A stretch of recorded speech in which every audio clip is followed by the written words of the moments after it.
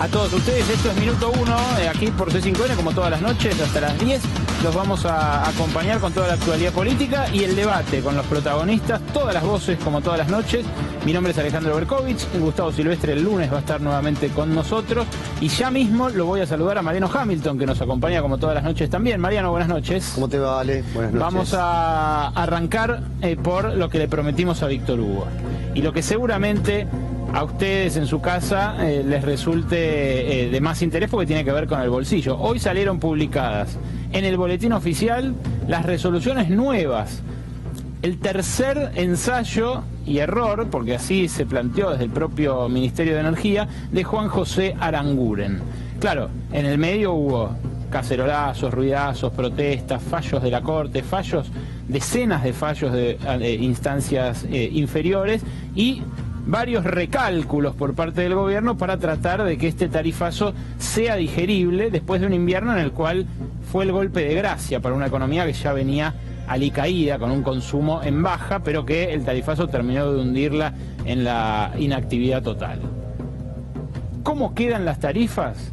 Eso es lo que vamos a mostrar ahora. Mientras tanto nos pueden acompañar con este hashtag en las redes sociales. Durante toda la noche, todo el programa, nos van a poder acompañar con tarifazo recargado. Pero ¿cómo quedan las tarifas? Les decía, así, va a haber topes a los incrementos. Estos son topes de la factura que usted pagó hace un año, impuestos incluidos. El total no va a poder superar este incremento. O sea, las residenciales que menos consumen no van a poder ser de más de 4 veces, o sea, un aumento del 300%, la factura del mismo bimestre del año anterior.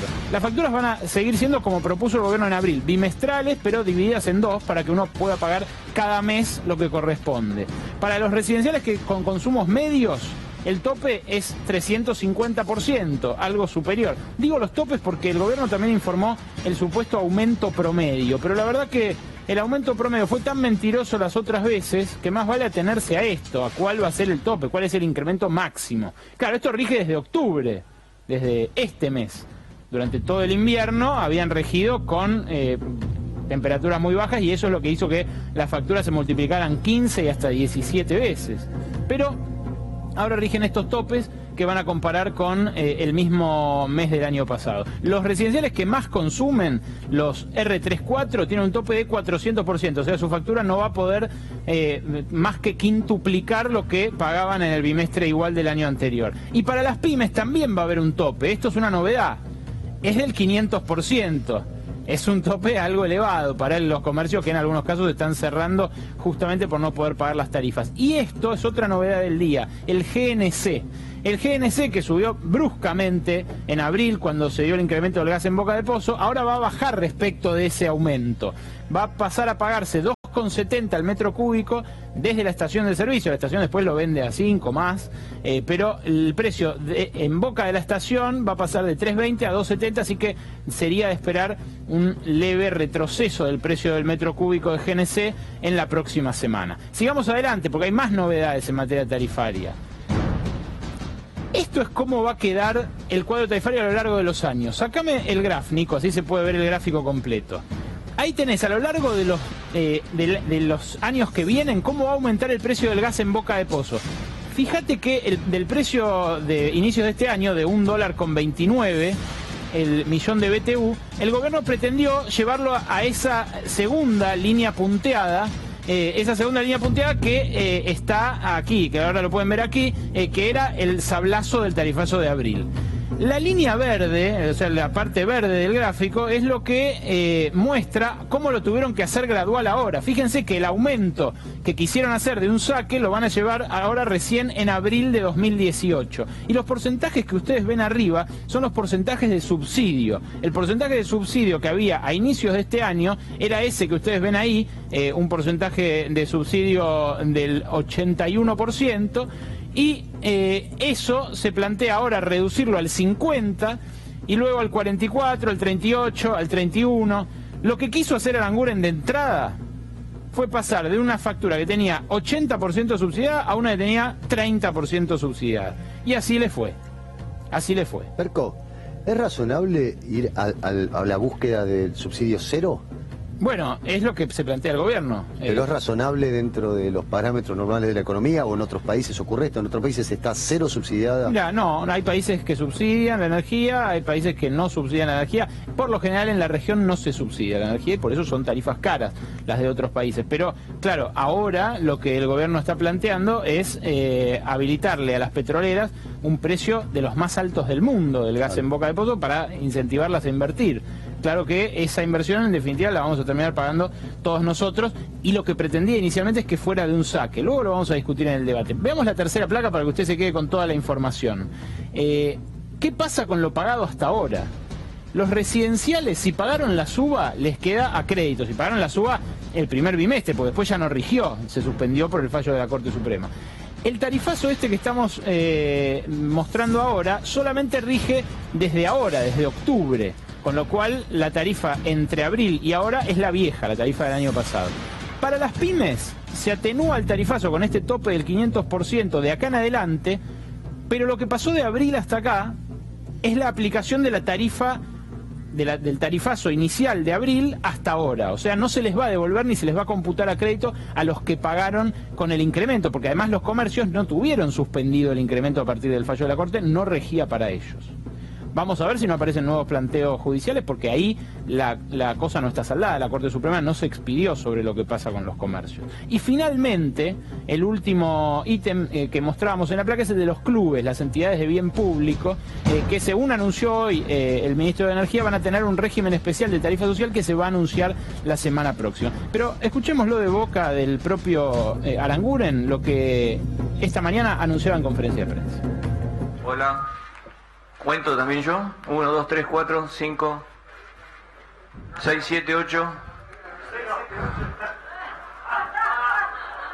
Implementar el cuadro tarifario que tiene vigencia a partir del día de la fecha, consecuencia de la manda judicial que recibimos de la Corte Suprema de Justicia. Hemos heredado, es un sistema distorsionado, injusto, desigual y obsoleto. Ninguno va a pagar más de R1 a R23 de un 300%. Ahora voy a indicar cuál es el aumento promedio.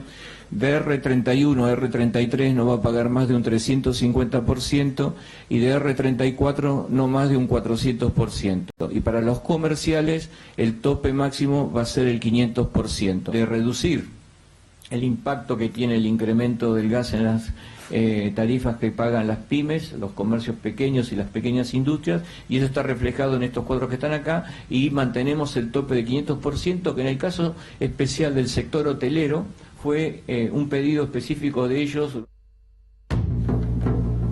Aranguren entonces en conferencia de prensa presentando el aumento de gas que rige a partir de octubre. Claro, la parte más conflictiva del tarifazo va a ser ahora la electricidad. Si el verano vuelve a ser un verano de un rigor térmico elevado, bueno, eso va a generar seguramente también nuevos planteos judiciales, pero además protestas sociales, porque el aumento de luz no fue tan brusco, tan brutal como el de gas. Claro, detrás no estaban las petroleras, que fueron las que embolsaron o las que pretendían embolsar este incremento brutal de un saque, pero es un aumento de tarifas sensible también. Nadie dice que las tarifas anteriores fueran justas, porque de hecho no lo eran. De hecho había muchos casos de gente con poder adquisitivo para pagar más tarifa que no lo hacía. Pero la verdad que la mala praxis del Ministerio de Energía en esta materia fue al menos remarcable. Y de ahí vamos a lo que le prometíamos hace un ratito a Víctor Hugo y a toda la audiencia. Una declaración de la canciller Malcorra que resultó finalmente perdidosa en su apuesta, en su candidatura para conducir la ONU, y que ayer habló ante diplomáticos.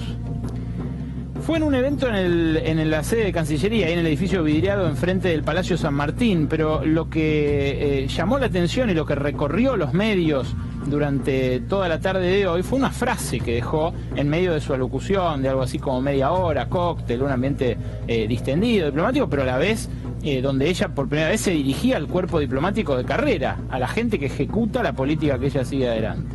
¿Y qué les dijo? Que hasta ahora había sido una canciller part-time, que se había dedicado parcialmente a la candidatura a la ONU y parcialmente a ser canciller, y que ahora se pongan los cascos porque ella se va a poner a trabajar fuerte, y cuando se pone a trabajar fuerte exige. ¿Quieren escucharlo de su boca misma? porque hoy lo que circuló fue la declaración nomás. Tenemos el audio en exclusiva aquí en Minuto 1. Para los que creían que tenían una canciller part-time, prepárense, pónganse los cascos porque no saben lo que es una canciller full-time. Si hemos laburado mucho, lo hemos hecho, no les puedo decir lo que se viene. Así que ahora que combinamos que de casualidad van a tener una ministra full-time, vamos a tener una estructura completa a ponerse los cascos. A lo que no va a haber ninguna excusa de nada. A los refugios, porque ahora sí va a ser una canciller full time.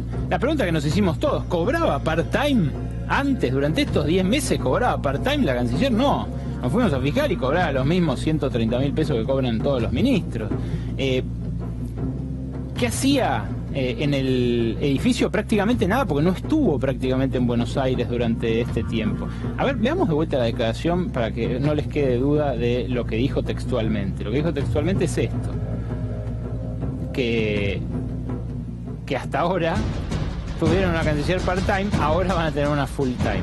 Ahora, lo que hizo que fuera part-time su presencia en Cancillería fue que Malcorra recorrió el mundo como ninguna otra canciller antecesor suyo en las últimas décadas. Fue de verdad un raid por todo el mundo, los 5 continentes, permanentemente en cuanta cumbre hubiera de cualquier tema multilateral. Claro, se quería mostrar, estaba en plena candidatura. No era una candidatura que especialmente impulsara a la Argentina, sino que especialmente impulsaba a Estados Unidos. Y esto lo saben muy claramente sus adversarios internos en el PRO y en la coalición Cambiemos, que los hay muchos, que los hay muchos. Pero que admita esto en público, bueno, en semipúblico, en un cóctel, en un evento así con diplomáticos, la verdad que llamó mucho la atención. Malcorra tiene un logro en su gestión, o anunció por lo menos un gran logro para el país, que fue la ampliación de la plataforma marítima argentina, que aumentó un 35% gracias a un fallo de la ONU, y esto lo anunció a fines de marzo. Claro, lo que pasa es que no era una gestión de Malcorra esa, es un planteo que se hizo en 2009. Bueno, ahora que es full time, quizás tenga tiempo para hacer planteos de este tipo. Mariano Hamilton, ¿el gobierno tiene miedo de que Cristina Kirchner se dé a la fuga? En realidad el gobierno no está atemorizado con ese tema. Lo que pasa es que hay muchos periodistas que están con muchas ganas de ver presa a Cristina Fernández de Kirchner. Entonces su entusiasmo lo lleva a entrevistar a diferentes funcionarios y a tratar de ponerlos en una situación complicada. Esto fue lo que pasó entre Majul y el ministro de Justicia. El ministro de Justicia terminó haciendo una declaración media que se puede tomar como confusa, porque Majul lo puso en ese lugar. El ministro dijo: vamos a verlo, mejor dicho, y ya no los cuento más. Mucha gente se sigue preguntando si Cristina puede ir presa o si yendo presa se victimiza y se genera un escándalo que la Argentina no lo puede sostener, las instituciones no lo pueden sostener. Yo creo que hoy jurídicamente no estarían dadas las condiciones para que ella vaya presa, si no hay en este caso riesgo de fuga, si no hay en realidad un entorpecimiento en la llegada de la justicia. Ella lo que tendrá que hacer es brindar las explicaciones en las distintas investigaciones, explicarle a la gente que realmente está sorprendida por muchas de las cosas que vemos en los medios y que los jueces comunican, de cómo fue que sucedió todo eso y qué responsabilidad tiene ella. Hoy jurídicamente no estarían dadas las condiciones para que ella vaya presa.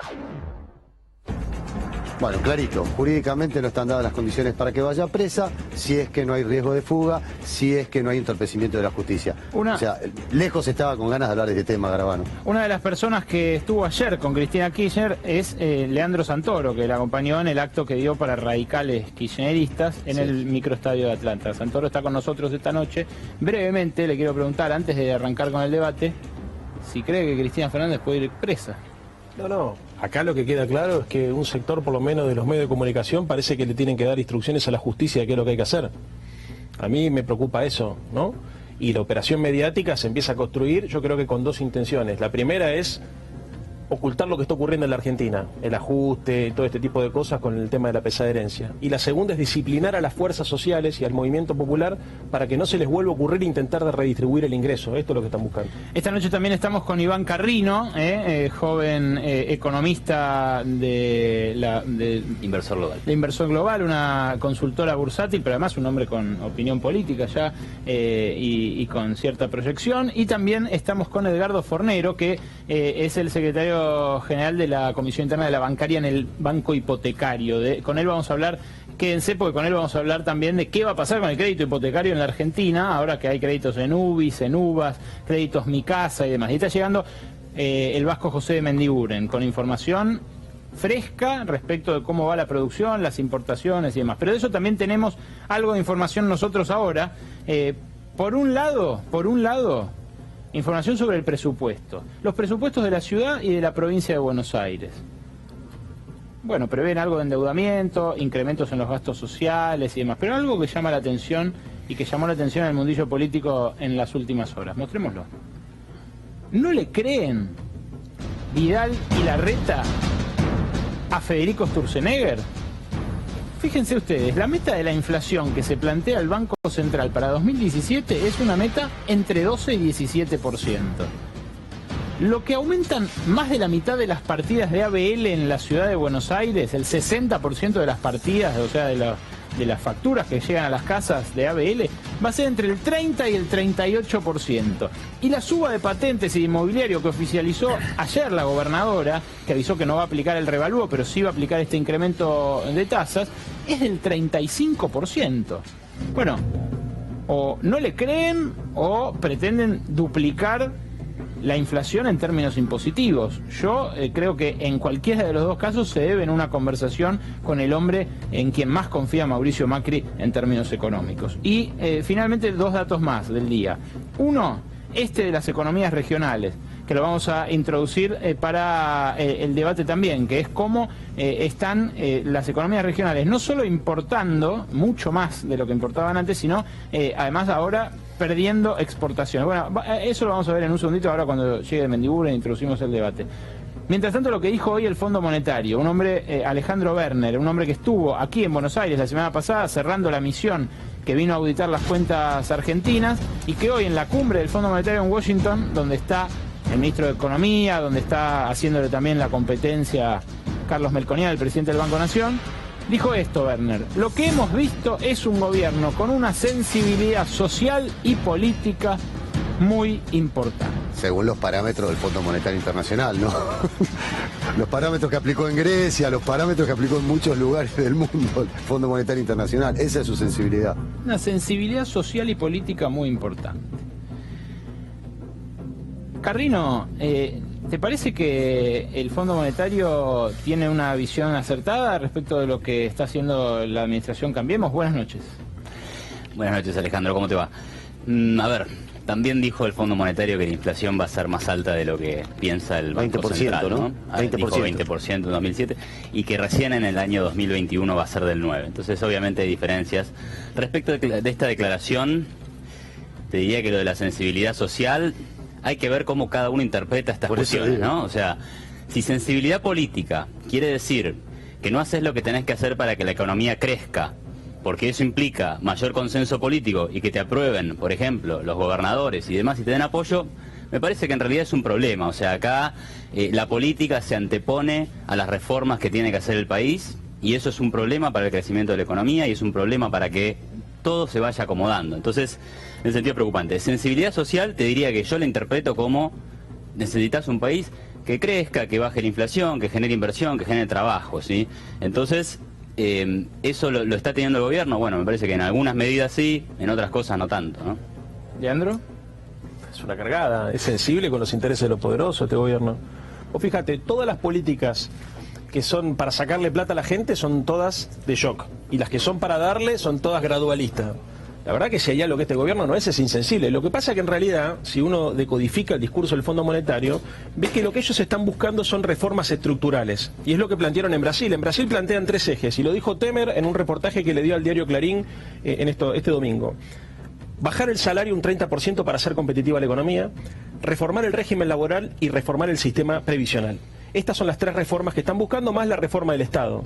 Entonces, como Macri todavía no está yendo hacia ese lugar, ya anunció que ellos le llaman a eso reforma de segunda generación, pero todavía no profundizó en esa línea, plantea que es un gobierno sensible, pero porque en realidad lo que está buscando el Fondo Monetario Internacional es que los sectores de mayor ingreso concentrado ganen muchísimo más para que los negocios, digamos, del sector financiero que alienta el Fondo Monetario, digamos, sigan siendo rentables en la región. Fornero, ahora vamos a hablar de créditos, pero ante todo usted es sindicalista y estamos en el tiempo de descuento para que se defina si se va a cobrar o no un bono de fin de año, si va a haber alguna recomposición para los trabajadores. ¿Cómo se ve esto desde el plano sindical? ¿Hay sensibilidad social o no?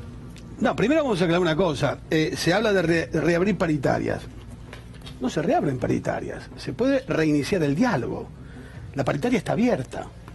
El sindicato bancario ha firmado un acuerdo de partes con las cámaras donde cualquiera de los dos en cualquier momento puede levantar el teléfono y decir reiniciamos el diálogo. Lo que el secretario general del gremio bancario, Sergio Palazzo, ha dicho claramente es que no va a aceptar un bono navideño, y no lo dice como un desafío, como una actitud peyorativa o como una subestimación, sino lo dice porque realmente es una falta de respeto al trabajador que se le dé un bono a una persona, a un compañero que quizás esté con una carrera de 2 o 3 años y viva con los padres, en igual medida que a un trabajador que tiene carga de hijos, que tiene que hacerse cargo de la facturación que está llegando últimamente, lo que se han disparado los alimentos, pagar los colegios. O sea, en síntesis, un padre de familia que hoy día se tiene que hacer cargo de un hogar no puede cobrar un bono navideño, como bien dijo Palazzo. Para usted es inaceptable también. Para usted también es inaceptable. Pero es inaceptable desde todo punto de vista, no para mí, sino para el sentido común, porque cuando se habla de salario no se puede hablar de suma fija. Suma fija es cuando una empresa cumple años y le regalan a todos lo mismo porque todos trabajan por igual. El salario es otra cosa. O sea, no voy a hacer aquí un comentario de lo que es el salario, pero sí quiero decir que en este país que es cíclico y con una población que tiene una memoria bastante frágil, estas cosas han sucedido siempre. Todo lo que pasa hoy pasó ayer, y todo lo que pasó ayer pasó alguna vez. Porque cuando la economía de mercado dirige un modelo económico, lo mira el Estado de reojo. Usted me preguntó recién, vamos a hablar de créditos hipotecarios. El banco hipotecario... Ahora vamos a ir, déjeme preguntarle también a de Mendiguren, buenas noches. ¿Hay sensibilidad social en el gobierno? Yo vi que usted está reuniendo como heridos y muertos de la industria en el Congreso. ¿Ellos qué dicen? No, primero, al contrario, estoy juntando gente que es indispensable, no es creíble creer que la Argentina puede una salida si esos actores sociales concretos son los trabajadores. Bien, pero están todos lastimados, suspensiones, sin invertir. Por eso, te digo igual, quiero hablar bien de los legisladores, tienen una gran participación, esto es nuevo en el Congreso, que recibimos a los sectores, juntos con el sector sindical, viene el sector del trabajo, el sector sindical, que te sorprende las coincidencias. Yo he escuchado hace 2 días al sector metalúrgico reconocer cómo el empresariado en este momento se está comportando, aguantando junto la crisis. Dice, ahí tenemos 15.000 suspendidos, en otra época hubieran sido echados.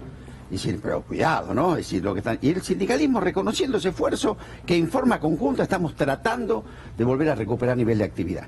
Esto para rescatar algo bueno, por eso que digo, hay mucho positivo ahí. Primero esa fuerza, el trabajo, y que realmente, ¿por qué nos preocupa esto mucho, Alejandro? Porque unas cosas dan las señales concretas, que las podemos analizar, pero también están las expectativas. ¿Qué señales das? ¿A dónde vas? ¿Qué país te imaginás? Y un argentino, bueno, tenés que explicarle mucho, porque vivió mucho. Cuando un argentino, lo ha dicho muchas veces, ve que tu política es liberar el ingreso de capital y subir la tasa de interés y planchar el tipo de cambio, a lo mejor un brasilero lo tendrás que explicar, a un español también. A un argentino dice, esto es la bicicleta financiera. Martínez Veo. Cada vez que esto se instaló, primero cayó la industria, después cayó el campo, pero todo lo que tiene que ver con la producción y la generación de riqueza en la Argentina le fue mal. Entonces el gobierno, yo le digo, dice, esto no vino para quedarse, que lo explique. Tiene que hacer un esfuerzo adicional en convencer a esa gente que necesita que no cierre, que necesita que no suspenda, que necesita que invierte, que ese no va a ser el rumbo. Y eso es lo que nos preocupa. Y por eso nos estamos anticipando, mostrando qué es lo que el presupuesto, que es la ley para el año que viene, está proponiendo y traducirlo a esto. Ahora vamos a ir ahí porque lo de Tierra del Fuego me parece que es algo que vale la pena repasar. Pero, Iván, ¿hay que abrirse al mundo? ¿Hay que abrir el ingreso de capitales o no? Pero eso es como preguntarte si ¿querés que alguien te preste plata o querés que alguien invierta en un proyecto productivo tuyo? O sea, ¿qué vas a decir? Más vale que sí, por supuesto que tenés que estar abierto a todo lo bueno que tiene para darnos el mundo. Pero además déjame hacer una aclaración. El sistema cambiario que tenemos en Argentina hoy por hoy es inédito, porque no digamos que esto ya pasó, es inédito. Nunca tuvo Argentina un sistema de tipo de cambio libre con metas de inflación. Eso es la primera vez que se instala en Argentina, ¿sí? O sea, no existía, hoy el Banco Central está con esta política que obviamente es conocida en Latinoamérica, ¿sí? Pero nosotros pasamos. ¿El nuevo Vasco? No, a ver, perdóname.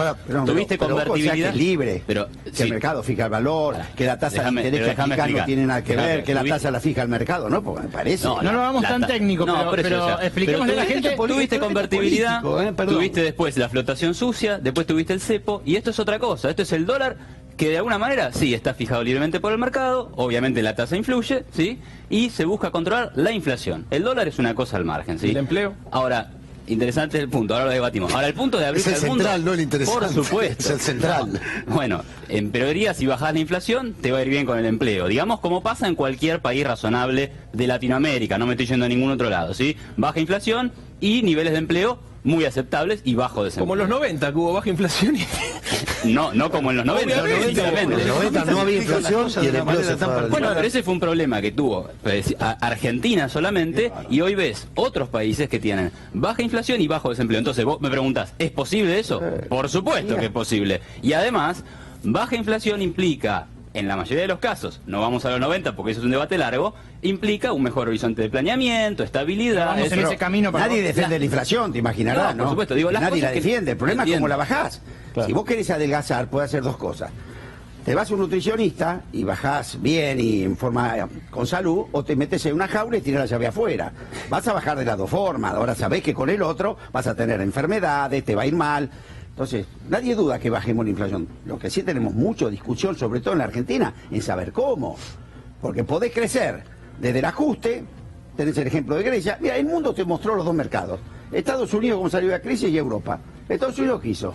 Empapeló por 17 productos brutos nuestros, compró empresas, compró bancos, pero salió de la crisis. Europa, Merkel dijo, Sí. ni loco. Mira la Grecia. Hace 7 años que está de ajuste en ajuste. Lo único que crece es la tensión social. Grecia, Portugal, España... Todos los Italia, países que no Irlanda. son Alemania. Entonces, nadie dice, primero, duda que no hace falta inversión. Nadie duda que hay que bajar la inflación. Ahora, yo te pregunto, vamos al tema central. Yo voy a tomar deuda, sí. ¿Para qué? Claro. El problema de la Argentina no es financiero, porque esto le pasa mucho a la valorización financiera. ¿Qué es que el problema de Argentina es financiero? El problema de Argentina es económico. Tiene una matriz productiva que no es capaz de generar los dólares necesarios para que cuando crezca no entre en crisis. Entonces, ¿por qué? Porque le vendemos al mundo lo que vale poco y le compramos al mundo lo que vale mucho. Conclusión, cuando crecemos tenemos en crisis. En vez de festejar estamos en un velorio. ¿Qué respuesta le ha dado la Argentina a esto siempre? En vez de atacar la causa, viene el club de los devaluadores o el club de los endeudadores. Los devaluadores dicen, devaluamos que arreglamos todo. Mentira, vos no, la infraestructura no la arreglás devaluando. Y el otro, el endeudador. ¿Qué te dice? Traigamos crédito. ¿Crédito para qué? La primera pregunta. ¿Para corregir el agujero o para financiar el agujero? Bueno, en este Porque caso si vos son- traes en este plata... caso son las dos cosas. Espérame que te termine. Si vos traes plata para financiar el agujero, ¿sabés qué estás trayendo? Un crédito sin capacidad de repago. Claro. Punto. Claro. En el largo plazo va a aparecer. ¿Cuándo veremos? Pero no tiene capacidad de repago. Conclusión, ¿sabés qué le pasa a la economía argentina? Lo que le pasó siempre. Que la deuda toma un impulso en sí mismo independiente de la economía real. Claro. Conclusión, la Argentina, en vez de depender de sus recursos, que es su capacidad de generar riquezas, termina dependiendo del flujo internacional de capitales. Tenés que vivir a lo que te dice el fondo, tenés que vivir Pero a lo eso que es te un dice lo clásico en la Pero eso Argentina. es lo que te digo, que vamos a descubrir. José Ignacio y Mariano, yo la verdad que vengo escuchando de diciembre a esta parte, porque venimos con poquito tiempo. Yo también lo vengo escuchando hace tiempo. Pero no, yo de diciembre a esta parte, mucha preocupación con el tema de la deuda. Ahora, los que están muy preocupados con el tema de la deuda, yo me incluyo, pero me saco de este grupo, no mencionan nada sobre el tema del déficit. Y no hay deuda si no hay déficit. Entonces, ¿cuál es el problema de la Este deuda? gobierno de la tiene deuda? la rara peculiaridad que hizo las dos cosas. Aumentó la deuda y el déficit. Increíble. En general, cuando aumentas el déficit, aumentas la deuda. Pero a ver, siempre. Ustedes vinieron Entonces, en teoría a reducir el déficit fiscal y como consecuencia Yo no de la... vine a nada Él no es del porque- PRO, Tenés razón, perdón. Él no es del PRO. La política económica que aplicaron generó tal nivel de recesión y además hicieron tal descalabro con las variables macroeconómicas que terminaron bajando la recaudación impositiva. Una cosa, por ¿sabés qué es bajar lo el que le impuesto. falta? Claro, obviamente, lo más rico. ¿Sabés lo que No. ¿sabés lo que le falta a tu relato? En el buen sentido lo digo, el rol del Estado. Porque si no hay un Estado que planifique, el tipo de inversiones que viene tal vez no sean las que necesitamos. Las inversiones no es... Déjame desarrollar la idea. Las inversiones no es un concepto per se positivo, porque pueden venir inversiones para la timba financiera, que es lo que pasa cuando tenés la tasa de interés al 38%. También puede ocurrir, ahora bajó un poquito, pero sigue siendo carísima. También puede ocurrir que vengan inversiones a comprar activos existentes, que fue lo que pasó, por ejemplo, en los 90. Entonces vos tenés contablemente que vienen dólares, pero en realidad no generan riqueza nueva, que es lo que explicaba recién el Vasco. Lo que terminan haciendo es, digamos, extranjerizando la matriz económica. Y lo más triste de todo, este gobierno no consigue tampoco aumentar el nivel de la tasa de inversión, porque se ha reducido la tasa de inversión en estos 10 meses. Lo que consiguió fue suplantar la idea del dólar, que viene un privado, trae, arriesga, invierte para enterrar fierros en la tierra, producir trabajo genuino y aumentar la productividad. Trabajo, básicamente. Exactamente, pero que es un ciclo, con el tipo de inversión que en realidad no es inversión, sino que es un préstamo, ¿no? Donde el Estado se hace cargo, digamos, de tener que devolverlo, donde la generación de capital fijo no existe y donde la riqueza no se reproduce. Entonces, ¿cuál es la consecuencia de esto? Sí. La timba financiera, que es lo que estaba diciendo el Vasco, lo vivimos con Martín y hoy con Menem. Ahora, Iván, si el criterio es bajar el déficit, por ejemplo, hoy, si estuvieras en los zapatos de Macri y tuvieras que tomar la decisión de dar o no un bono de fin de año a los estatales, que es lo que compete al Estado en términos fiscales, tendrías que decir que no. Pero yo mi primera reacción cuando escuché que Triaca, Frigerio y Pratgay iban a garantizar, porque esta fue la palabra que salió en los medios, un bono de fin de año, que en ese momento era para toda la actividad económica, yo me pregunto, bueno, ¿con la plata de quién? O sea, tenemos una crisis fiscal en Argentina. Todos estos problemas económicos que estamos viviendo en 2011 son el resultado de una crisis fiscal. Pero me disculpa, ¿cómo con la plata de quién? Yo creo que tiene que haber una cuota de respeto cuando los economistas hablan entre sí, nos quieren explicar cosas que después, como nosotros somos un poco monorepetidores, hablamos también en términos económicos, y acá hay un problema político subyacente que parece que nadie lo quiere ver. El presidente del Banco Central acaba de decir que él quiere que haya un 1% mensual de tasa de inflación en un país normal. Y todo el mundo sale corriendo para preguntarle cómo es lo del 1%. No, error. No le pregunten por el sujeto de la oración, pregúntenle por el predicado. ¿Qué entiende usted, presidente del Banco Central, por país normal? Porque cuando nosotros expliquemos qué es un país normal, nos vamos a dar cuenta, que es lo que dice acá mi compañero de mesa, que el Estado en algún momento va a tener que tener un protagonismo. En todos los modelos donde la economía ha tenido en el Estado una prioridad que lo hizo atenderlo como si fuese un estorbo, un enemigo, a la larga lo tuvo que ir a buscar. Señores, entendamos esto que es una realidad nacional, no hablemos de vivienda, no hablemos de sanidad ni de educación, hablemos de seguridad, que es lo que a la gente le preocupa. En un Estado donde la población en un 80% desconfía de la fuerza de seguridad, y el propio presidente de la Nación le hace un guiño a un ciudadano que acaba de aplastar a un delincuente contra un poste, démonos cuenta que en algún momento no es que vamos a llegar a la justicia por mano propia, vamos a ir al sálvese quien pueda y vamos a ir a un camino sin retorno donde la criminalidad, la inseguridad se va a repotenciar y entonces van a tener que mirar el Estado, como bien dijo acá el compañero, con otro ojo y decir, bueno, muchachos, asignemos una partida presupuestaria, asignemos una partida presupuestaria especial para seguridad, porque si no esto se nos va de las manos. Y entonces el señor Pratgay y el señor Schwarzenegger se van a dar cuenta que el 1% de inflación mensual se le fue al diablo. Se le fue al diablo, porque consumo viene de la mano de la liquidez y viene de la mano, obviamente, de repartir plata y dejar de emblanquecer la billetera de los sectores que hoy han sido más abandonados.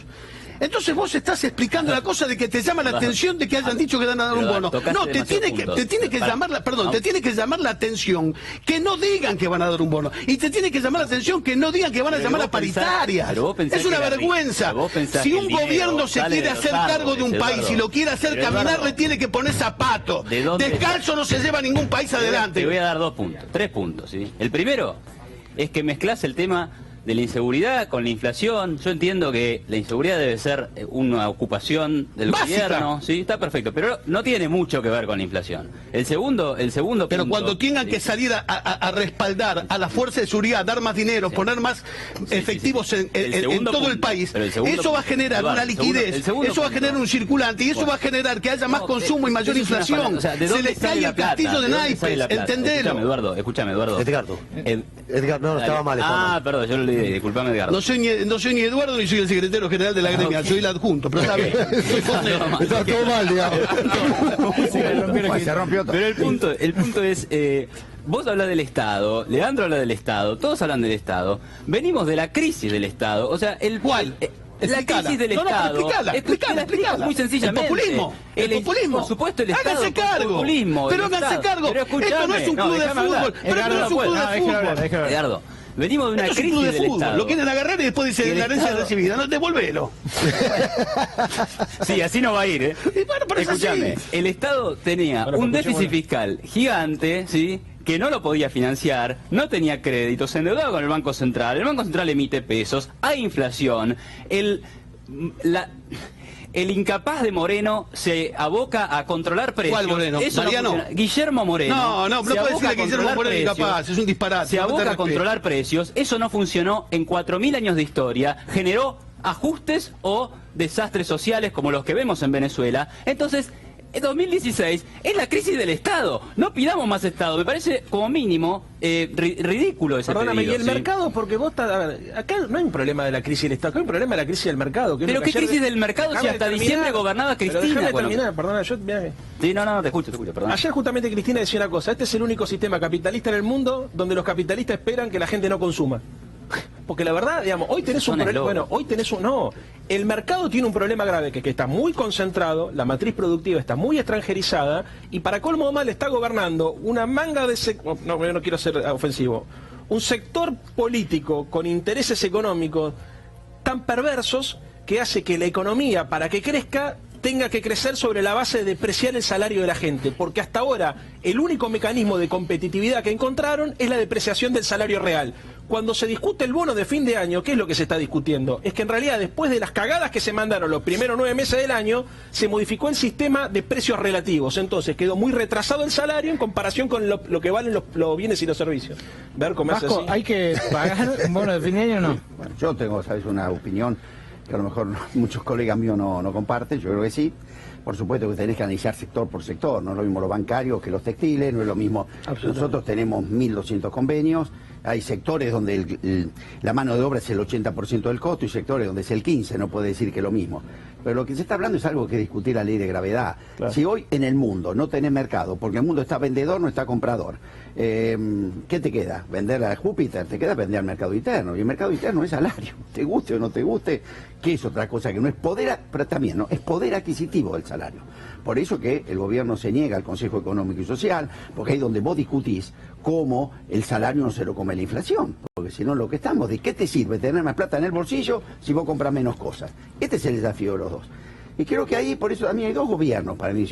Hay un sector que te digo, el que yo me toca interactuar más, que es el sector de la producción, un equipo de técnicos que entienden esto.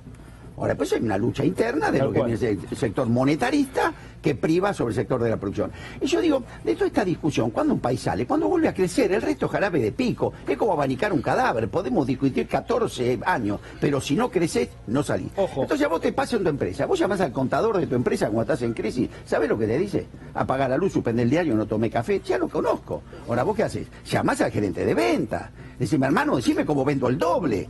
Porque si yo vendo el doble, la deuda es la mitad. Ahora, si mi debate pasa a ser permanentemente cómo ajusto, quédate tranquilo que no salís. Ahora quiero que me leas unas de las cifras estas que dieron a conocer ayer, Vasco, pero vos decías, mercado interno es la base para que las empresas salgan del parate productivo. Mirá lo que está pasando en el mercado interno.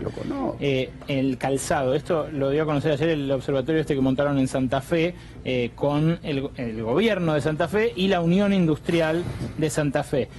Ahí lo que se refleja es que si la excusa era dejaron pendientes órdenes de importación del gobierno anterior y las aprobamos todas de un saque y por eso hubo una avalancha de importados, bueno, en septiembre sigue la avalancha de importados. Septiembre fue un mes récord de importación de heladeras. Haga este ejercicio usted que está en su casa. Mire los avisos de heladeras que salen en los diarios del fin de semana y abajo dice el origen, porque todavía rige esa ley que obliga a poner el origen. Ninguna de las que va a haber en promoción son argentinas, y en Argentina se hacen heladeras, especialmente en Santa Fe, por eso ellos lo destacan tanto. También el calzado, que esta semana hubo una reunión, estaba el ministro, el Latin Lover, como le dice el presidente, el ministro Cabrera de producción, les dijo, les voy a garantizar mercado, no se preocupen, va a haber producción. El 25%, uno de cada 4 pares de zapatos que se vendan en Argentina este año, va a ser importado. ¿De dónde? De Brasil, que no vende zapatos en su mercado. porque está en recesión desde hace 3 años. Pero fíjate Grimaldi, por ejemplo, por decir un caso, una fábrica, ¿no?, que fabrica pero también importa. Los 9 meses primeros de 2015 importó 685.000 pares. Este año 1,5 millones de pares, 900.000 pares más. Está también Vasco en la ropa.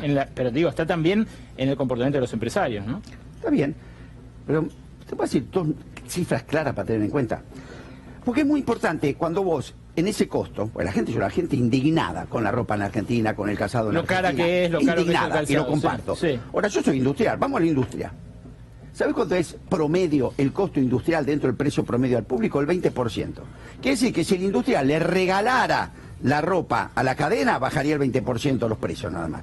Entonces, ¿cuál es la respuesta que da el gobierno en vez de mejorar la competitividad del sector? Te abro la importación. Cuando vos abrís la importación, pregunto, ¿vos decís que los precios bajan? Gana el importador, se lo queda el importador, no el industrial.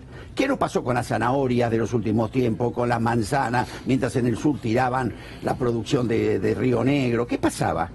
Entonces, esto fue mi charla con el ministro, cuando se enojó, dijo, acá no importa, son 3 manzanas Hablan por hablar, dijo de ustedes. o 4 zanahorias. Hablan por hablar. Mire, ministro, no importa cuántas zanahorias ni cuántos tomates son. Lo que yo veo, a mí me sorprende, que si hay un señor que está en la tierra más fértil del mundo, como Río Negro, que tiene su producción absolutamente competitiva, está tirando la producción o la regala en Plaza de Mayo, y veo que simultáneamente estoy gastando dólares para traer una manzana de China, de Chile, no me importa si es 1 u 8 manzanas, ¿sabés qué tengo que decir? ¿Qué pasa acá? Algo está pasando. No debería haber. Entonces, perdóname, sí. En 2 minutos vos te das cuenta, no tenés que ser un Harvard, traes un perito mercantil. Entonces te das cuenta que el señor del sur gasta el triple en flete para llegar al puerto que el chileno. El señor del sur paga la 1/4 parte de tasa de interés para su producción que el chileno. El señor del sur tiene la presión tributaria mitad que la del chileno. El señor del sur gasta más hoy en la custodia del camión para que no se lo afanen que en el flete, lo que no le pasa al chileno. Entonces vos que te das cuenta que el problema no es del productor. El problema son todos problemas que le corresponde resolver al gobierno. ¿Por qué Iván, no se ven todavía los beneficios del libre mercado? No se ven, qué sé yo, iPhone baratos, tablets igual de baratas que en Estados Unidos, sí, que en Chile. Argentina tiene la economía cerrada, más o menos hace 50 años, por ser generoso, ¿sí? Pero además en estos últimos 10 años tuviste, a ver, en los años del kirchnerismo tuviste. Sumá import y export sobre PBI, sí, y no te das que está cerrada. José, la industria por cada punto que sube, de las tarifas, tenés que hablar de los aranceles, de los controles no tarifarios, pero no respeta, del dólar, del tipo de cambio. Es cerrada. Y de hecho, el 25% de una producción comercia con Brasil nada más, estamos dentro del Mercosur, sigue siendo una economía cerrada. Y después, además, hablamos del Club de los Devaluadores. La verdad que hay muchos industriales que están en el Club de los Devaluadores. Sí, porque no le resolviste el problema, problema que le tenés que resolver vos, que sos el gobierno. Porque un industrial, por ser para dentro de la fábrica, no puede hacer nada por la tasa de interés, no puede hacer nada por el déficit fiscal. Y puede hacer por el dólar, pidiéndolo más alto, sacrificando el salario de la gente. No, vos lo tenés que resolver. Vos, gobierno, o este estilo que te gusta mucho defender, son los que lo tienen que resolver, no el industrial. Pero veamos algunos datos. Si el industrial sobrevivió, está para dar charlas en Harvard, cuando a vos te gusta. Pedí que te saquen regulaciones.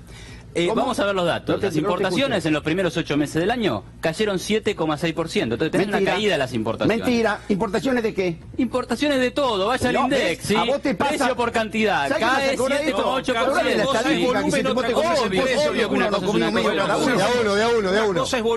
Ahora vamos a las cantidades. Vamos a las cantidades. Te pido que leas. No vas a las estadísticas. En el promedio se ahogan los enanos. Te cuento. Las importaciones bajaron los insumos y subieron los bienes terminados. Te voy a dar un dato. ¿Te puedo dar un dato? Mira, todos. Esto es de agosto, ¿sí? Bienes de capital, importaciones, crecieron 21,7% en cantidades, ¿eh? Eso hace que en el acumulado del año tengas un crecimiento de las importaciones de bienes de capital de 7,6%. Parece que te está dando información un poquitito. Esto sale del INDEC, cuadro 5 del INDEC, véanlo, es el último reporte, ¿sí? Entonces, ¿qué quiere decir ¿cuánto importar? te da el aumento de insumos de productos terminados? Decímelo, terminados, 20% y 37% el de autos.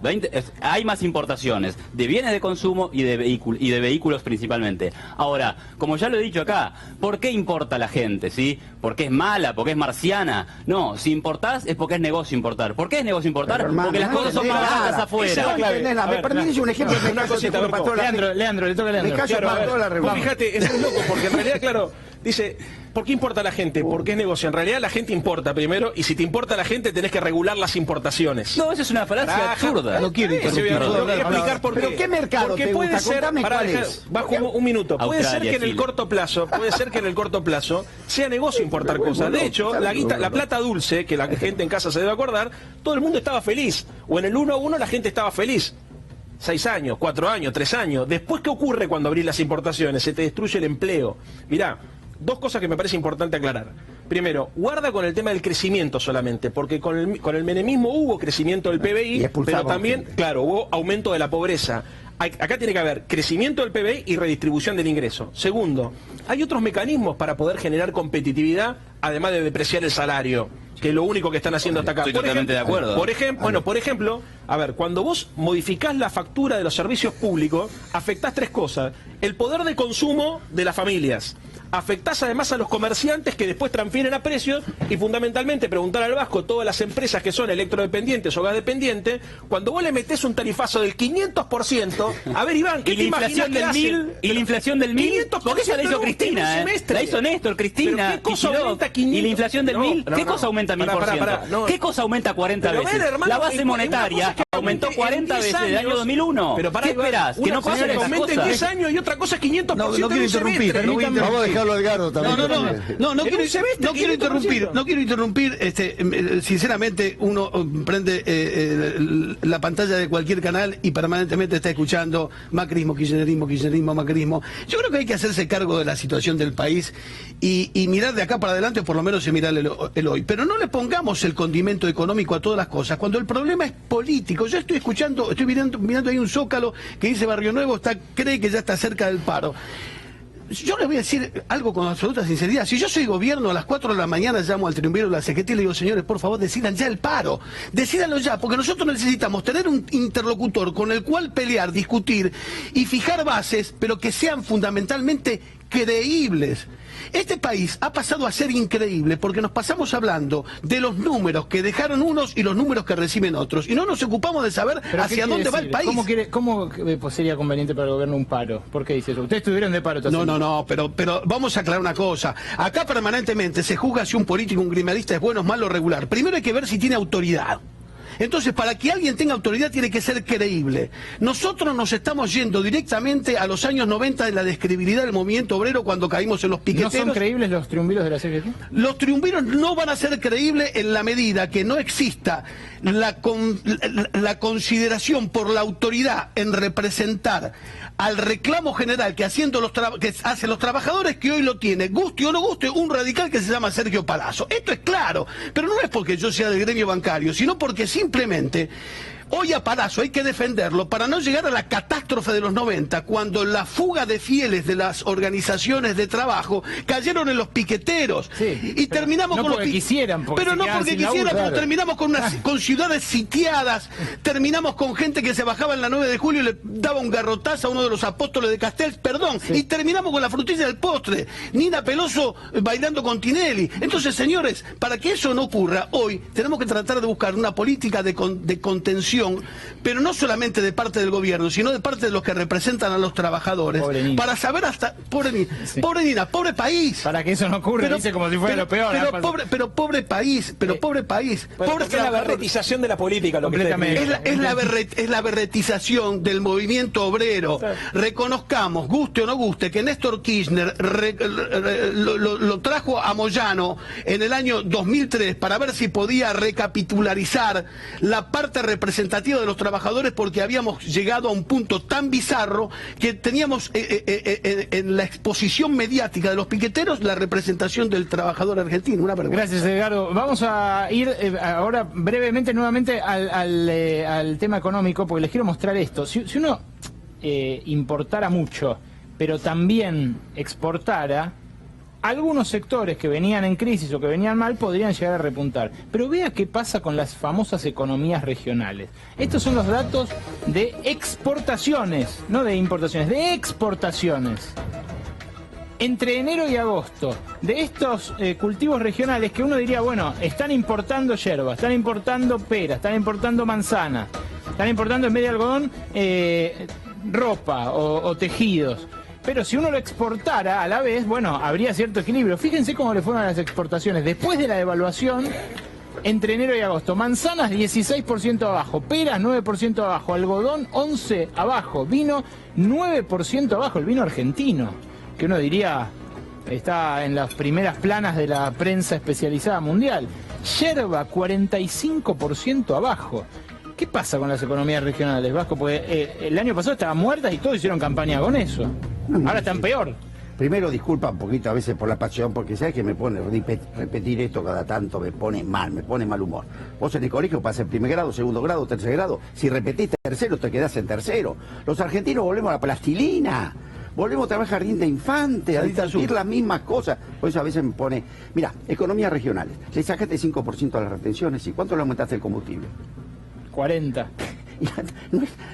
Perito mercantil, saca los números. Pero vamos a hablarle a la gente. Mira, si vos la economía la contás rara, le estás mintiendo a la gente. El otro día vengo de Misiones. Fui a Misiones al mediodía. No dice el Consejo Liberante. Mendiguren, cerraron 150 comercios el último mes en Posadas. Vaya al puente. Me fui al puente con Encarnación. 2,5 kilómetros de cola. ¿Sabe qué iban los argentinos a comprar? Carne. Me mostraban. Carne, pan, nafta, llegaban empujando el auto para cargar nafta al otro lado. Y el pobre tipo tiene razón y va a tratar de defender su salario allá. Ahora, ¿sabes qué pasó? Cuando volvió, había cerrado el comercio donde trabajaba. La ventaja de corto te dejó sin trabajo. Ahora es muy difícil entender qué pasó. Los misioneros de golpe, porque todavía que está en Posadas, cruza y carga combustible, pero el tipo que está en la mitad del campo y está arando y está trabajando, ese combustible es más caro de toda Latinoamérica. Entonces, no es muy difícil ver lo que pasó, Ale. Se llama la economía productiva argentina ha quedado cara. Por eso cuando el presupuesto se juega la gran inversión del año que viene, mostrándote 3% de aumento del consumo, ¿a dónde va a venir la inversión? ¿Vos tenés que la inversión va donde pierde plata? ¿Vos tenés que la inversión va a donde no hay crecimiento económico? Pero esto es como discutir la ley de gravedad. Entonces, decime qué economía regional en la Argentina hoy es competitiva. Y no por culpa del productor, quedó claro, ¿no? Algo me gustó de Cabrera, te soy franco. Los días vino a la UIA, charlamos este tema y dijo, no, de la inflación la culpa es nuestra. De la presión tributaria, y ya está en el límite, es nuestra. Él va, dijo, bueno, por lo menos empezamos a avanzar. Entonces, ¿qué tenés que hacer? Ir hacia una noticia. No necesariamente. Eso es una noticia, te quiero decir, porque hasta ahora no lo vieron reconociendo. Eso te digo, no se ponga muy contento, muchachos, porque cuando asumió Reagan, Ronald Reagan dijo el problema es el gobierno. Sí, claro. Y no puede decir el gobierno que hizo. No, pero lo que le está contando al Vasco, no lo diga, hasta ahora no lo reconocen. No, exactamente, no se había dicho. Esto es un tema nuestro, lo dijo su jefe de gabinete, lo cual...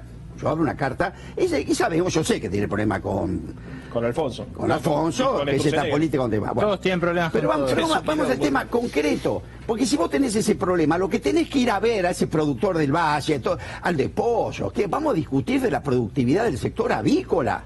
Exportó por 1.000 millones y de golpe son todos tarados, tomaron una pastilla y se les bloqueó la cabeza. No, hermano, le aumentaste el costo en dólar el 35%.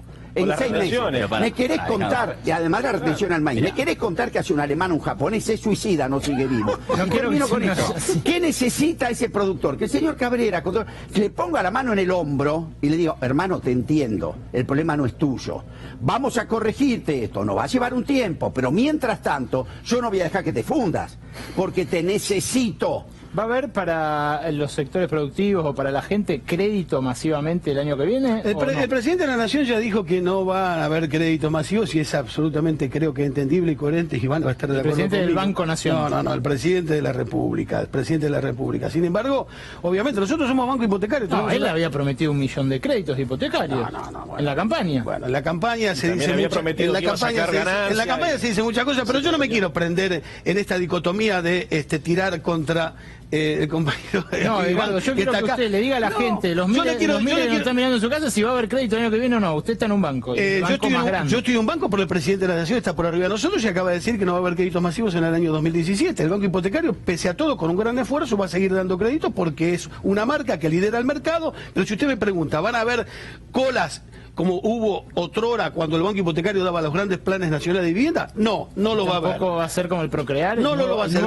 Hay un Procrear. Yo creo que Procrear está cargando con el nombre de la gestión anterior. Sinceramente, a nosotros no nos preocupa que los planes de vivienda se llamen Procrear o María Julia Alzogaray.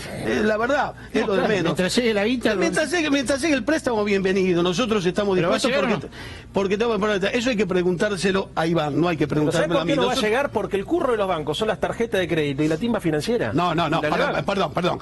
No va a llegar si es por los bancos, porque el banquero no quiere tener la plata a largo plazo. Claro. De Mendiguren lo sabe mejor que nadie. El banquero quiere tener la plata rapidito. El único que le va a dar plata a largo plazo es el Banco Hipotecario, porque hace 130 años que viene construyendo el país. El resto no lo va a hacer nadie. Hay soluciones también, ¿no? Seguro de tasa, hay soluciones. Igual también hoy nos queda la tanda, ahora volvemos. En un segundo volvemos con este debate caliente, quédese. Un minuto.